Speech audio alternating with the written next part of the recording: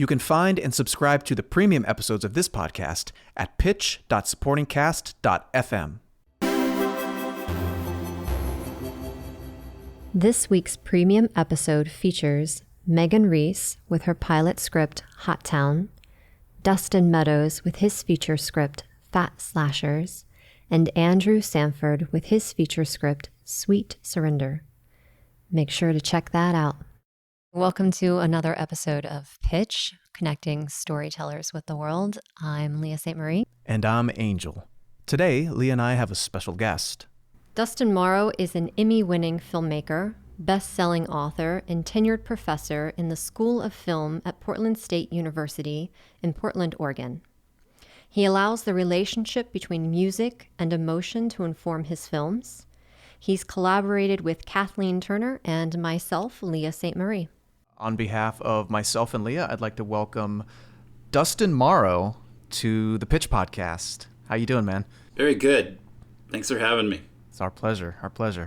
Now, you and Leah have worked together in some capacity. Do you want to give us a little history on that? Yeah, we did a narrative fiction podcast series called Short of Breath, which began as a projected feature film. And I found Leah through some online portal. I can't remember which one. And the funding that was earmarked for that was dependent on a grant through my university. And that grant went away for a variety of annoying reasons.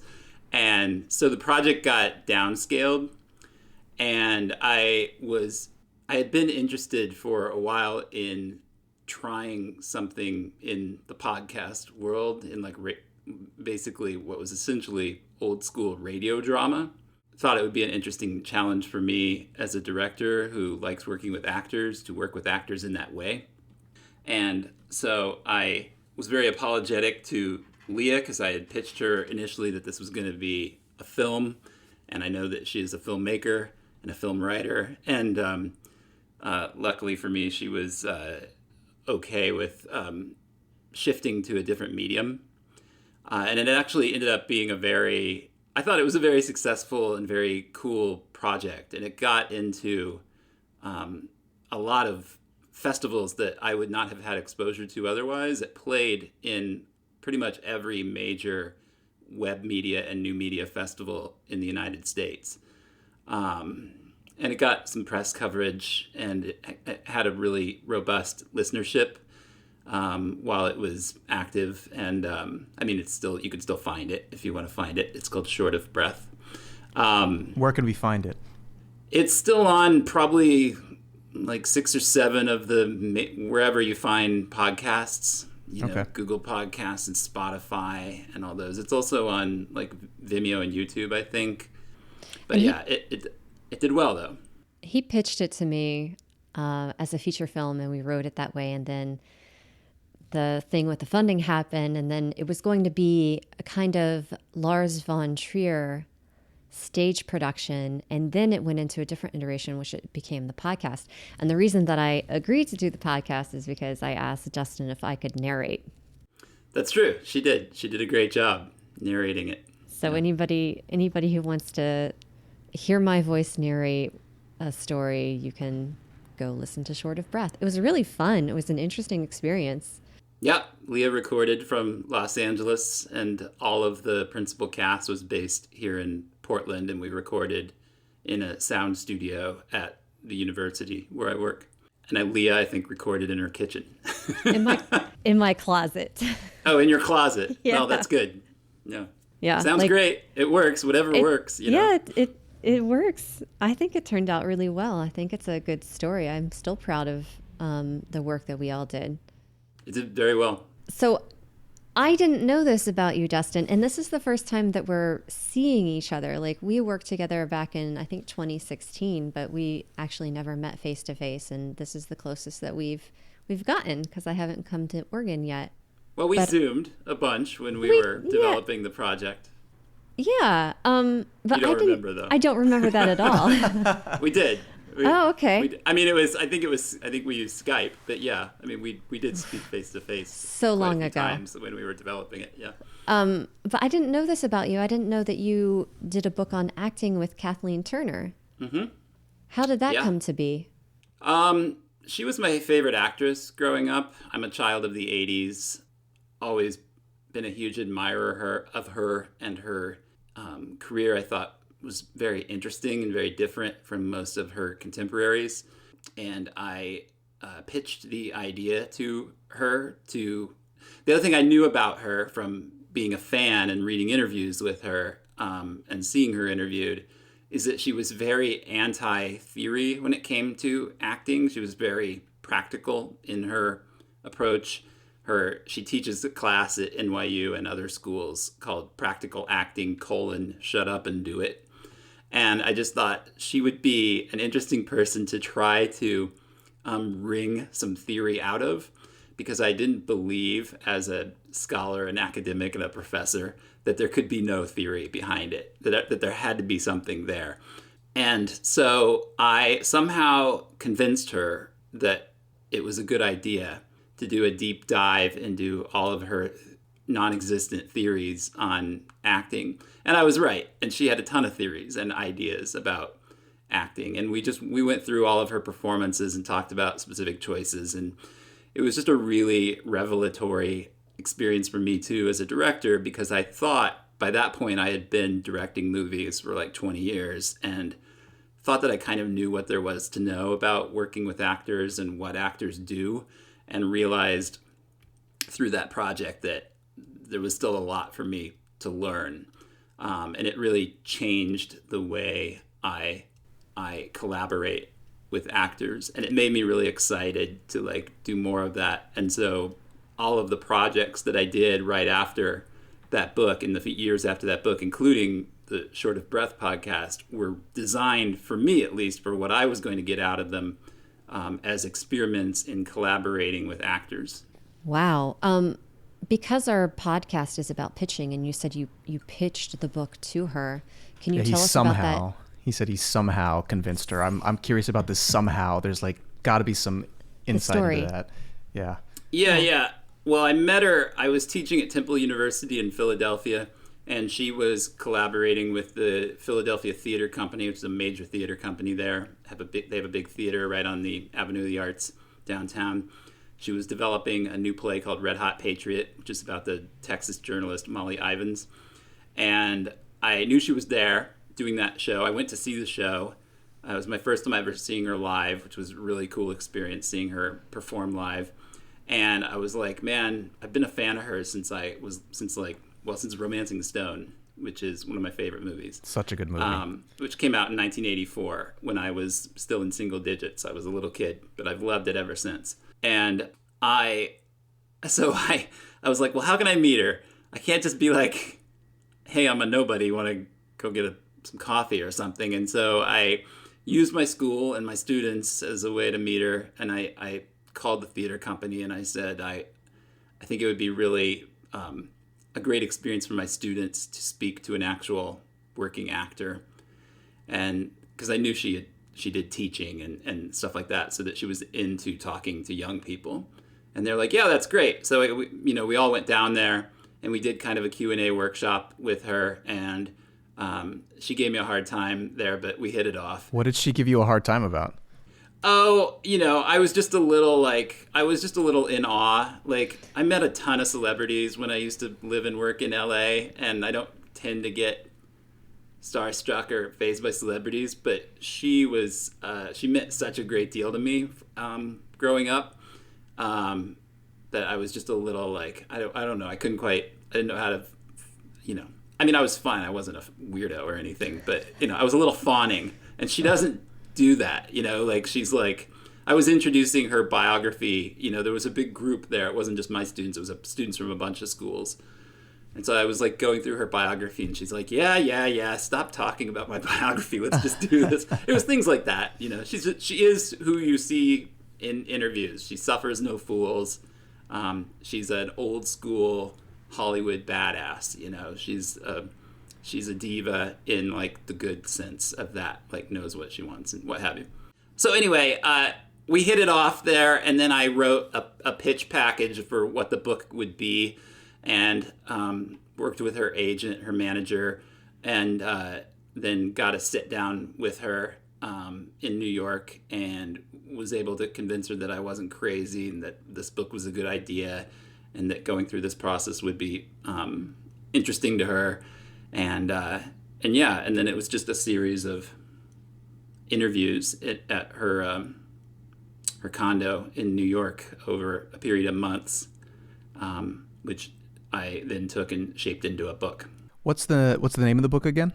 It's called Kathleen Turner on Acting, which was not my idea or hers. It was the publisher's title, but it is what the book is. It's a little limiting, that title, because the book actually is about life too, and the life of an artist, and how to be an artist. What was the alternate title? I don't even remember. I think she has some things that she repeated many times while we were talking. There was some title that involved the word risk, because she's very into risk taking. Like, that's her whole career is built on that. Doing what she's told by her managers and producers and agents not to do. Like, that's what she's basically done her whole life, and it has obviously served her well and not well, in the sense that, like, she really ought to be Meryl Streep right now, but she's not, because she didn't make the kind of choices that Meryl Streep made, but she's cool with that. Getting away from your question, which is something about taking risks or something, was my favorite title, but they wanted to sell books, so it's Kathleen Turner on Acting. Do you remember what was in the pitch package that you submitted to her reps that they were like, oh yeah, okay, we'll entertain this guy some more? Yeah, even though it wasn't a pitch package for approaching a publisher, that's kind of how I approached it. Which, when you're writing a pitch for a book, there's a form. Essentially, you have to include all these different things. You have to include, I can't even remember what they are because I haven't pitched a book in a while, but I know, like, one of them is you have to demonstrate that there's no similar text on the market. You have to demonstrate that there's an audience for the text you're proposing, but you also have to show, like, what are similar. It's a little like it's a little paradoxical, because you have to like demonstrate that you're going to plug some hole that exists in the market, but you also have to show that there are books out there kind of like this one that have sold. So I remember using, like, Jenna Fisher has a book on acting. I remember using a Michael Caine book. Like, but I also remember saying to them, there aren't a lot of books. There are a million books about acting. I've used a lot of them in teaching my classes, and they're by scholars and they're by actors who never found any kind of real success. There's not a lot of books by really successful actors talking about acting. I mean, when Jenna Fisher is, like, the most famous person you can find who wrote a book about acting, nothing against Jenna Fisher, but, like, she's not she's not Kathleen Turner famous. So yeah. I was like, this could be, if I was like a developing actor or somebody who wanted to learn how to work with actors, and I brought up the Amazon page and was looking for a book on acting, and I saw a bunch of names I've never seen before, but then one of the books was written by Kathleen Turner, like, that's the one I would pick. So that was part of the pitch, and that's the kind of pitch you would make to a publisher, not necessarily the talent involved in the book, but because I wasn't writing the book by myself, I thought that was how I had to approach it. Well, it worked. Yeah, clearly it worked. It worked well enough to get her to sit down with me, which was the ultimate goal. Because she doesn't need any of this. She doesn't need to do anything. I mean, she is who she is, and she's a legend. And I also had to show her, like, I was going to be somebody, like, just worth spending some time with, and we did just hit it off. She still texts me, and, like, we still communicate, and we're not close friends, but we're friends, and I just love her to death. I think she's great, and she seems to find me naively amusing. So we have a good relationship. That's great. Speaking of, you're in with Kathleen Turner through your students in a way. Angel has a couple of good questions. Yeah, so you talked specifically about pitching a book to a publisher, which has a very specific form. Do you cover in any of the courses that you're teaching the various forms of pitching in depth, or is that not something that you particularly teach, but you know other people, maybe in your college, do cover? Yeah, I mean, we have whole courses on producing that address that. We have a course called Portfolio and Professional Development, which is about helping students transition from being students into the marketplace. And part of that, as you guys know, when you work in media, is your capacity, regardless of what you want to do in the arts, to sell yourself. We cover things like creating a good website, building a reel, like writing a resume, writing a cover letter, right down to like designing a business card. Like, it covers all those aspects. And so it's pitching in the sense that you're pitching yourself. When I teach screenwriting, I, of course, talk about writing pitches, writing coverage, writing log lines and synopses, writing treatments. And those are all kind of variations on convincing people that the project is worth considering, or worth at least giving the time to read in the case of a screenplay. Sure. So yeah, we cover that. And I also think that oral communication is an important part of that. It's an industry built on people talking to other people. And so I force my students to get up in front of the class. And a lot of them just really hate this. They probably hate this more than anything else I do in my classes. But get up in front of the class and pitch their ideas. And man, they're terrible at it. And so it's worth doing. Yes. They get up and they look at the ceiling or they look at their feet and they mumble and they ramble and they don't seem to have any structure to their presentation. So we refine those. We try to build kind of what we all know is the elevator pitch, which is, the quick, succinct way to sell your ideas with confidence and affability. I just try to get them to do that. And a lot of them are like, well, I don't want to be a producer and I don't want to be a screenwriter. So why do I have to learn this stuff? And I'm always like, well, even if you want to like edit or be a cinematographer or an art director or like hell, even like a gaffer or something, you still have to be able to collaborate. And to collaborate with people, you have to be able to present confident ideas. And you're not going to be able to do that unless you can talk to people with some degree of elegance and coherence. And I would group all that stuff under what I would call pitching, even though you're not necessarily pitching a creative concept. So you got your MFA in 2003 from University of Iowa, is that correct? Yep. So over the past 20 years, how has your experience of pitching people and talking to people about your ideas evolved, if it has at all? That's a great question. It hasn't. That's the answer. Yeah, I mean, if it isn't broke, don't fix it, right? Yeah, well, it's not that. I would say the basics of it have always been the same, which is your goal is to convince people that your idea is worth supporting. And to do that, you have to have a few basic things. You have to have some structure. You have to have clarity. You have to have confidence. You have to seem like somebody that they're going to want to work with, because you can have the greatest idea in the world, but if you seem like a jerk, then who's going to want to collaborate with you? So it's all that stuff is basically there. I mean, obviously, like, film finance has changed, and the kinds of projects in the industry that are getting greenlit are different. And so I would imagine that has to have changed how pitches work. It's been a long time. It's funny because I am working on a couple Hollywood projects right now, but I've never had the experience like you see in Robert Altman's The Player, where the person's like sitting in the office and they're like, it's Pretty Woman meets Out of Africa, or whatever the jokes were in the opening long shot of that movie. That's never been my experience of pitching. My experience has always been kind of less formal than that and more conversational. I think it helps to be a good writer.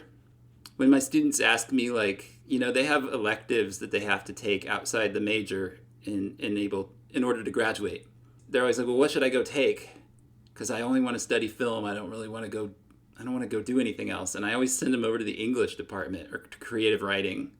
And I just see, man, no matter what you want to do, whether it's editing or even being a gaffer, like, learn to write. Like, that's the most valuable thing you could learn outside of studying film while you're here, is learning how to write. In fact, that's the thing that I would say separates, like, the people who find real success in our industries from the people who find success, like a mega amount of success. Like, the ones that rise to the very top are ones that know how to write. Speaking of that, is there a pithy way to answer this question?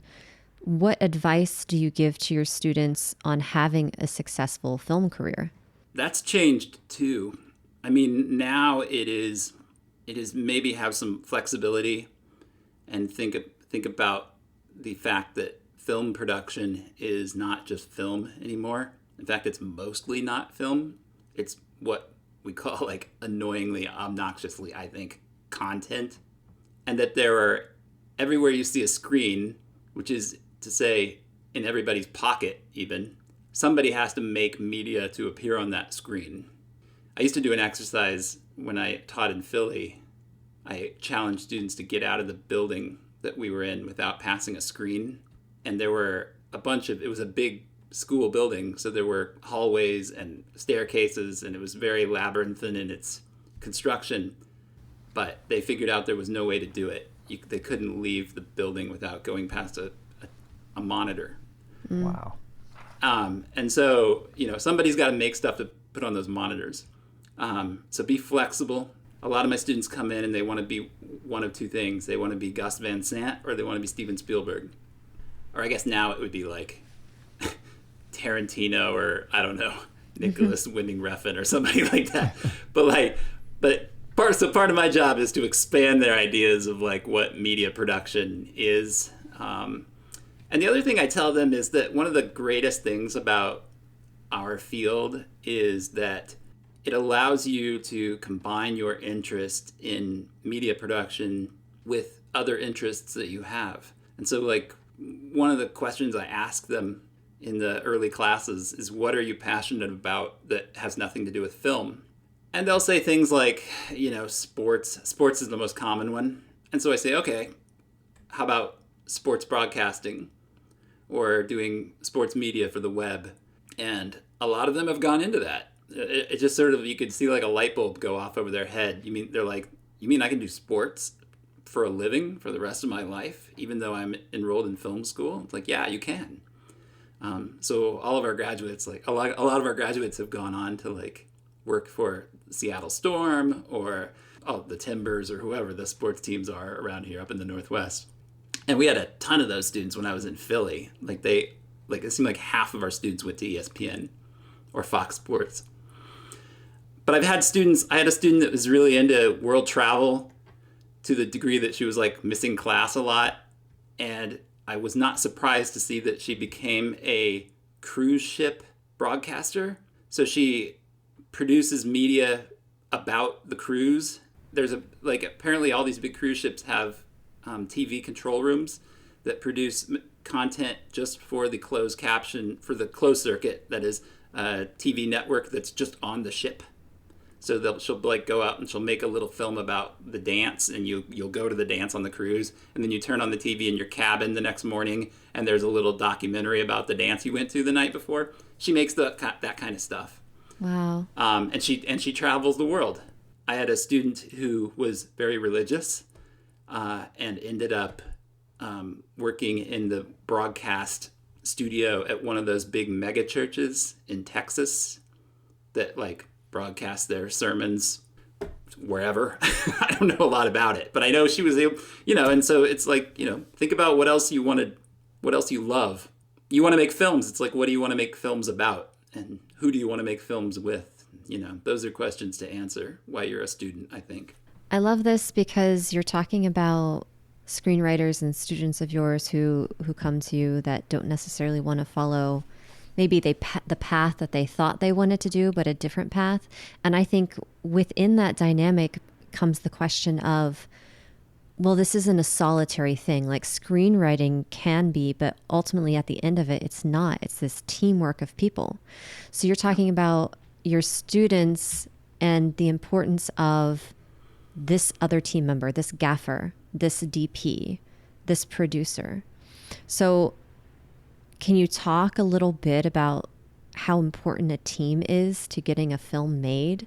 Yeah, I mean, well, that's the other thing that they have to learn that often annoys them, is that there isn't a lot of solo work in media production. There are one-man bands that make little things, and you can do that and probably have a career, but you're going to be doing stuff like shooting weddings or corporate video or something. If you want to make anything on scale, you're going to have to work with other people. And one of the first things I tell them, because they always groan when I say, this next project is a group project, and they look at me with great irritation when I say, it's probably for the best if one of your teammates on one of these projects ends up annoying the hell out of you and or does no work, and you have to carry them on your back, and you have to watch them get a good grade that you're the one that earned just because they're on your team. That's going to annoy you, but welcome to media production. On the other hand, you're also going to meet somebody in some of these classes who's going to be like your ride or die partner for life. You're going to collaborate with them after you graduate. You're going to know them forever. They're going to get a job on a film, and they're going to tell the line producer about you, and then that line producer is going to call and hire you as well. And you're going to do the same. You'll meet a lot more of those people than you will meet the people who half-ass it and who you end up carrying. Those people never end up having careers after schools, but it's a good experience to have all experiences of collaboration, good and bad, when you're a film student, and there's no sort of professional repercussions of that. So, it's the time to take risks while you're in school. It's a collaborative industry, and it's important that they learn that before they leave. We don't want that to be like an awakening. Have you found your ride or die? There are people that I've worked with many, many times, and it's great to have people that you don't have to worry about. When you work with new people, there's always a question of like, how's it going to go, and how do I, when you understand, when you have a shorthand, a language with a frequent collaborator, that's a really useful thing for a project, because it frees your brain up to think about other things. So yeah, I mean, there are actors that I love. I have an actor here in Portland that I would cast in anything, and he's just always good, and he's just reliable. And so, I'm always like, if I'm writing something that I know I'm going to make here, I'm like, oh, this is his part. This will be his part right here, and I don't have to worry about whether he'll be good, and I'm not going to have to babysit his performance. What ultimately led you into studying film and then gaining an MFA in the cinematic arts? Like, why? Was there one movie, one show, other than being a huge like Kathleen Turner fan in the '80s, and what led you to have a desire to get into it? I grew up in a very small, very rural community in Western Illinois. A farm. I grew up on a lake. But the lake was surrounded by cornfields. We couldn't even get cable where I lived. It was too remote. So I had no cable TV. What we did get when I was in second grade was a VCR. And my dad had a small town drugstore, and they stocked blank VHS tapes on their shelves. And I used to clean them out. And I would tape every movie that came on TV that looked even remotely interesting. And I would pause and rewind, and it was a process of before there was any kind of like special features on DVDs or documentaries about the making of movies, or there was just nothing like that out there. It was an organic process that I feel like I came onto myself just through wearing out these VHS tapes, of figuring out that there had to be people behind these things and there had to be some kind of strategy for how they were made, and just being really fascinated by that. And I did wear those tapes out to the point where literally, like, my tape of Star Wars at one eventually actually did turn into dust, like the magnetic tape. I played it so many times. Wow. It broke so many times that I became an expert at opening up a VHS tape and scotch taping the tape back together, because they were always breaking because I was playing them so often. But eventually it did actually just crumble into my fingers. It was a very sad day. So yeah, that was sort of how I came to it. It was sort of, you know, when I started in film school, it was like the early Sundance had just kind of blown up. Like Kevin Smith's Clerks was around, and Tarantino was around, and Soderbergh was really just emerging. So there was it was still considered kind of an inaccessible art form, in the sense that you couldn't make movies unless you had money. You could do stuff with videotape, but nobody was thinking that you could make films on videotape. But it was the birth of like that independent 90s cinema. And we were all, as students, kind of excited about that. I wish that we had all the digital tools that my students have now. I get students now, I mean, I've been teaching for 20 years, and when I started, none of them had ever touched like editing software. And now I can't find a student that hasn't been editing since they were 9 or 10 years old. Wow, that's like, impressive. Some of them on their phones, you know, like it's just everybody. They're all like cutting YouTube videos, or, you know, whatever they are now, TikToks or whatever the hell they're making. It doesn't mean they know how to edit, in the sense that they don't know how to tell a story, or you know, or any of the theory of like how to actually make something that somebody wants to watch. But they understand the technology, which is cool, because it allows, you know, it means I get to start further down my syllabus than I would normally have, than I used to. I used to have to teach them, like, here's how you use a camera. I don't really have to do that anymore. They know how to use them already. So on day one, we can like start making films. It's cool. What's your number one editing tip? Always allow at least 3 or 4 times the time that you think it's going to take. Because they're like, oh, I'll edit this thing on Thursday night. And I'm like, well, if you think it's going to take 3 hours, it will take 9 minimum. Mm-hmm. If you think it will take 9, it will take at least 27 hours. Like, you know, just do. That's the way that works. That's accurate. And get feedback. Yeah, and get feedback. That's the other thing. Step away from it. Give yourself feedback by stepping away from it and then coming back at least like 2 days after you finished it, because you'll sit down and watch it and you'll be like, oh my God, you'll see stuff you didn't see. Watch it with somebody. That's a really good tip. When someone is sitting next to you watching something you've cut, you'll see it completely different. They don't even need to say anything. I bring my partner in and have her watch stuff, and like, she doesn't even need to give me feedback. Just the act of having her like there with me makes me see the project totally differently. There's a similar phenomenon with writing. Is, you know, you think your script is polished and ready, and then as soon as you send that PDF to one friend, you're like, oh my God, wait a second. I just had 9 ideas and 8 things I should have fixed before I sent it. You know, what is that phenomenon where another person's eyes on it instantly give you a different perspective, regardless of if they give feedback or not? That's like such a bizarre thing. Isn't it weird? It's so weird. It's also great for pitching. Like you were talking about, Dustin, your students being forcing your students to stand in front of each other and pitch their story or pitch their idea. But having an audience react to your concept, you can tell immediately if it's working or if it's not working. Yeah. And something that sounded great to you when you were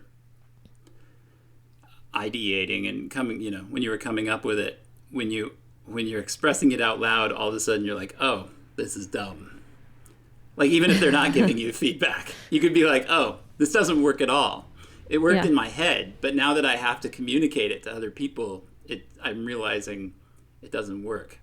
Or it works better than I thought it would, Yeah, I think audience is a really good tool to have in your tool bag as a creative. I'm curious about when you're teaching the students, in what areas do you insist that the students place the audience experience first and foremost? If you're editing, there's obviously technical considerations, which you're saying now the youth have. And I know a lot of the standard rules around anything, writing, editing, directing, are for the audience's benefit. But do you actually frame up, okay, so what we're trying to actually do is not necessarily direct a picture, but direct an audience's emotional journey as well as these actors, as well as everything else? Is that like part of your curriculum? Yeah, totally. I mean, film is an empathy machine, right? It's, I think, the greatest medium for generating empathy. And it's also, all you have to do is look at, like, I mean, some of the earliest film was used for propagandistic purposes and political purposes, right? Mm-hmm. It was something that the people who started making it immediately realized could convince people of ideas or make them generate emotions to provoke specific actions from them. There's a great story too of like the early showings of the Great Train Robbery, which is considered, one of the earliest multi-shot narrative, continuity editing based films. There's a shot at the end of that movie where the cowboy points his gun directly at the camera and pulls the trigger. And reportedly, people were diving under their seats in the theater. People lose themselves in film. Speaking of Romancing the Stone, I remember seeing that as a little kid. I could tell you where I was sitting in the theater when I saw it.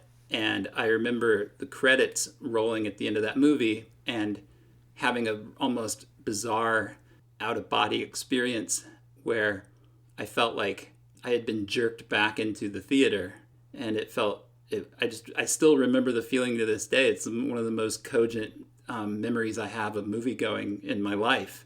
Forgetting that I was watching a movie, being so caught up in it. That's escapist entertainment, right? We're escaping from our lives. And so with something that powerful, to quote Uncle Ben in Spider-Man, with great power comes great responsibility. Like, we have responsibility to our audiences for the experiences that we're giving them, because they don't know how this stuff works. If they did, Trump would have no fans anywhere in America. But people don't understand how media works. They don't understand how media manipulates their ideas and their emotions. And so we have to be very careful. So yeah, we talk about the audience very early in all of these projects. And from a more sort of, like, that's the fun romantic way of talking about it. The more boring kind of practical way is that if you want to do this stuff after you graduate professionally, you can't go make media professionally without knowing who you're making it for. You're not making a film to keep it in a paper bag and carry around and show people. Right. I knew a guy who did that once, by the way. That's why he used to carry around a paper bag, had a reel of film in it. He's like, "This is my film." I'm like, "Can I see it?" He's like, "You are seeing it. Here it is." it was very weird. It was a guy I went to grad school with. He was crazy. Speaking of audience, what's your next story that you're giving to an audience? What are you working on? I'm working on a couple projects that are, one of which is pretty far along that I can't really talk about. I understand. I don't want to be one of those. I mean, I hate those people. When you see interviews where people are like, "Tell us more about your next project," and they're like, "I can't really discuss it." But now that I'm there, like, I know that you actually can't really discuss it. But maybe you'll have me back after it becomes announced, and then I can tell you the really interesting road that led to its creation. Good. Because you'll be like, how did it get? When it does get announced, like, you'll be confused as to how some guy in Portland made it happen. Hopefully, it'll happen. I don't want to jinx it. That's the other reason I probably shouldn't talk about it. That's a caveat all filmmakers say. I don't know if it's going to happen or not. Yeah. Yeah. Well, you don't. Like, that's the thing. Like, this project was originally planned to shoot last fall, had a big name actor, and things happen, you know. It's no longer being shot in the country that it was originally going to be shot in. It's moved nations. I mean, these things are very fluid. When you start to involve like millions of dollars, it's a whole different world. So, I mean, that's one sandbox that I kind of keep one toe in because you never know and it's fun and why not? But my sandbox is like the micro budget, smaller sandbox, and that's where I get to have total creative control. And one of the great things about my job, and I mean, I love teaching. I would never give up teaching, but one of the reasons that I do what I do is because it affords me the luxury of getting to make whatever I want to make without having to worry about gaining financially from these projects, because I don't. I mean, none of the films that I make kind of on my own are going to put a bunch of money in my pocket. But I make them because I feel like I have something to say and because they're super fun to make. I like collaborating with like-minded artists and doing stuff that I'm passionate about. So I, like everybody else, you know, holed up during the pandemic and just went on a writing spree. And so I wrote 7 features during the pandemic, and like 3 of them are in the Hollywood machine going through what they're going through. And 4 of them are things that I can make. And I'm just trying to decide which one I want to make first and how that's going to work. It's a good position to be in. Because I actually think, unlike most people, I actually think we're still in a pandemic. So trying to figure those things out. They all have small casts, so I'm hoping that they will, and limited locations. So I'm hoping that they're makeable films. If you were given an unlimited budget, is there a story that you've always wanted to write that you have kept yourself from writing because you're like, this would never get made, so I'm not going to spend time on it. Let me do things that can possibly get made. Yeah. I mean, there's a book that I would totally turn into a movie, and it would be an absolute beast and probably a wildly unpleasant movie to make. And it would take $1 zillion to make it. It's a book from the 70s by a guy named Justin Scott called The Ship Killer. It's just, the book isn't even, it's good. I don't love it. The protagonist is not particularly written in a way that he's likable. Not that protagonists have to be likable, but he's not even like you don't root for him, which I think at the very least you should want to root for him. But the premise of the book is just phenomenal. And the one-line description is basically this, that this guy and his wife are on a sailboat in the ocean, and the sailboat gets run over by one of those massive oil tankers. Even though the sailboat has right-of-way, the tanker plows through it, kills the guy's wife. The guy goes crazy. He goes through the court system to try to get some kind of justice for his deceased wife, is unable to because of big money that surrounds oil and politics and those sorts of things, and decides that he's going to sink the tanker himself to get revenge. Goes crazy. And so it's this revenge story set on the high seas between this little guy in a sailboat who's trying to take down this massive oil tanker. It becomes this kind of cat and mouse game. And it would have to be shot out on the ocean, and you would need an oil tanker. So yeah, it would be like a hefty 9-figure budget. Who would you cast? First person who popped into my mind was Gerard Butler. Maybe he's done this where he's lost a wife before and he's gone crazy, but that's the first person who popped into my head. Yeah, he's always getting revenge on somebody, right? That's his archetype. Yeah, he'd be fine. Russell Crowe would be great. I mean, any guy in his like mid 50s to mid 60s who's kind of rugged and kind of like doesn't listen to people, like that's who you need. Yes. You brought up an interesting point about a protagonist being likable, and I just had a a meeting with the producer I wrote something for a couple weeks back, and he's like, I don't feel like this character is likable. And I said, yeah, he's a little bit of an asshole, he's a little bit of a jerk, but he's got a huge lesson to learn, and that's where he starts. So when you say to your students, protagonists don't necessarily have to be likable, what do you then follow that up with? But they better be what to make an audience follow them along this journey? Yeah. Well, if it's the main character, then they better have an arc, like you just said. They better seem different at the end of the movie than they were at the beginning. Or if they're not, if they're the same, then that needs to be the point of the movie, because otherwise your audience is going to be mad. Like Social Network. Yeah, like Social Network. That's the point. Is he doesn't learn a lesson, right? Yeah.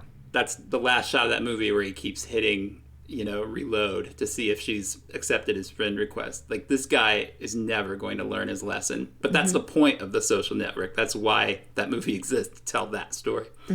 So for everybody else, which is to say 99% of most movies, like, the character needs to learn something. The other thing is they don't have to be likable, but you have to be able to understand them. Yeah.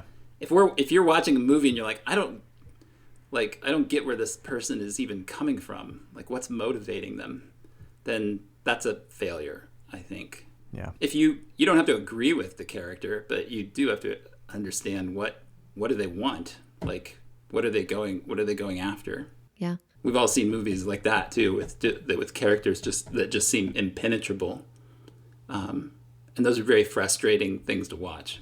I know, by those criteria, I think The Ship Killer sounds like a hit, man. Me too. Well, it's been licensed a few times to as recently as like 2015 or something. I heard that some like Dutch company or something was going to make it, and I can understand why it never gets made, because it's just so massive. But I think it's a great story. I'm a sucker for, like, I don't know. I like movies set on the seas too. I just like. Have you seen Dead Calm? Like, movies that are with, like, thrillers that are just isolated, and you can't get more isolated than being stuck on a boat in the middle of the ocean. Yes. Yeah. You haven't seen Dead Calm? That's my assignment to you and all your listeners, to Dead go Calm, look for okay. Philip Noyce's Australian 1988 thriller Dead Calm with Billy Zane, Nicole Kidman, and Sam Neill. It's a 3-person cast. It's one of the most exciting and scary movies you will see in your life. It's like 80 minutes of nonstop suspense. Done. Dead Calm. Okay. There's also a Blake Lively movie from a couple years back where she was on a sailboat. It was kind of her Castaway, right? Where her husband died on the sailboat, and she had to, or he was really sick. It's Shailene Woodley. Oh, Shailene Woodley. Yeah. Yeah, it was called Adrift. That was good. Yeah, it was. I read that as a script, and I was like, this is an amazing. I don't know if it was on the blacklist at some point, but it was amazing. But similarly set on the high seas, very isolating, Yeah, true story. Well, I hope you get your $1 zillion, man, because Ship Killer sounds great. It does. I think wanna it's see that more. movie. Yeah, it's more that I want to see it than that I want to make it. I gotcha. So I want to be like, I want like, speaking of the Social Network, I want Mark Zuckerberg money so that I can hire the people I want to go make it so that I can watch it. That's my dream. That's I'm good. into that. I dig that dream. Well, I think we're out of time. I don't have any more questions. Yeah. Did you have any questions for us or anything that you'd like to share? You've imparted so much insight and wisdom. Is there anything that you've always wanted to say to a broad audience, or maybe something that you say to all your students that you think a broader audience needs to hear or can benefit from? I mean, I think I've said it. Just that that I love this medium. That empathy machine line is not mine. It's Roger Ebert's. He wrote an essay, which I think everybody who loves film or wants to make film should read, that is about how film functions as the greatest vehicle for empathy anywhere in the arts. The capacity to walk in another person's shoes is like the thing that makes the world a better place, right? And making movies can be a key part of that. It's a powerful tool, and we don't always use it as well as we should. I'll give another movie recommendation before we go. Okay. Which is the 7-Up series. Yes. The 7-Up series is not my favorite movie, but I think it's the best use of film as a medium that has ever been. And for people that don't know what I'm talking about, it's a documentary series of I don't know where they're at now, 7 or 8 films. No, more than that, 8 or 9. Directed by Michael Apted, is an English filmmaker who I worked for once. Talk about he's a very wry, dry, hilarious person, very smart guy. One of those guys that when you follow him around, you want to have a notebook so that you can write down everything he says so that you don't forget it, because he's one of those filmmaking Yodas. Mm-hmm. It's a documentary series that follows this group of about 12 people through their entire lives, and they make a new movie every 7 years. There's a film called 7-Up, then there's a movie called 14-Up, which checks in with them when they're 14 years old, 21, 28, 35, and so on. I think the last one they made was 64. So they've been tracing the entire lives of these people. So to the degree that film as a medium is our best medium for reflecting life, this is about as good as it gets, getting to watch these people's entire lives unfold and seeing all of their joys and tragedies and all of the things that have happened to them that are fair and unfair. And it'll make you rethink deep ideas about what you think about why you're here and what you should be doing, why you're here. They're profound movies, and everybody should see them. And I've made them sound like they're a slog and they're no fun, but they're actually great movies. They're really funny, really moving, and they're really accessible. Anybody could watch them and enjoy them and get something from them. So I guess that's what I would leave you with, a movie recommendation. That's Good. Great. That's appropriate too. It's perfect. Well, thank you again, Dustin. I really appreciate your time and all of your wisdom. Yeah, thank you guys. This was fun. I'd like to extend a huge thank you again to our guest, Dustin Morrow. We'd also like to thank you for listening. For both Lee and myself, cheers from Hollywood. If you're on the fence about subscribing, know that a portion of all subscription fees go toward the nonprofit Young Storytellers, raising voices one story at a time.